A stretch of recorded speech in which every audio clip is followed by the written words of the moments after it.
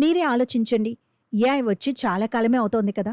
కాబట్టి అది ఇప్పటికే ఎన్నో కొత్త వంటలు సృష్టించి ఉండాలి కదా! వాటిలో ఒక్కటైనా పాపులర్ అయిందా? ఇదిగో ఇది ఏఐ చేసిన కొత్త వంటకం, గొప్ప వంటకం అని జనం చెప్పుకునే ఒక్క వంటకం పేరు చెప్పండి. చెప్పడం కష్టమే. మొత్తం మీద ఏఐ టూల్స్ గొప్ప షెఫ్లు కావు అనే సంగతి తేలిపోతోంది. మరి వంటల విషయంలో ఏఐకి తెలివే లేదా అంటే ఉంది.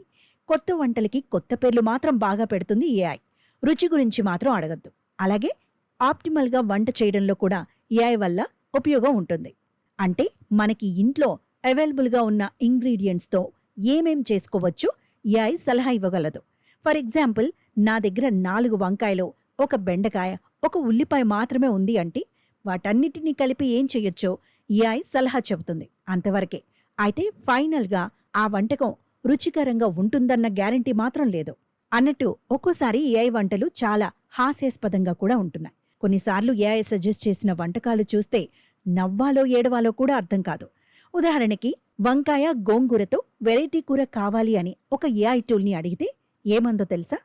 వంకాయ గోంగూర మిక్స్డ్ వెజిటబుల్ బిర్యానీ చేసుకోమని సలహా ఇచ్చింది. పులిహోర గురించి సలహా అడిగితే మరో ఏఐ టూల్ ఏమందో తెలుసా? ఆవకాయని చక్కగా నూనెలో వేయించి అన్నంలో కలపండి అని చెప్పింది. ఇలాగే మిరపకాయ బజ్జీల్లో బఠానీలు కలపమని ఒక ఏఐ చెప్పింది. అల్లం వెల్లుల్లితో వేరుశెనక్కాయల పచ్చడి అంటూ మరో ఏఐ టూల్ క్రియేట్ చేసింది. ఏఐ చెప్పిన ఈ ఐటెమ్స్ అన్నీ నిజంగా ఏవో కొత్త వంటలే అని నమ్మి చేస్తే తింటే వికారం రావడం మినహా వేరే రిజల్ట్ ఉండదు.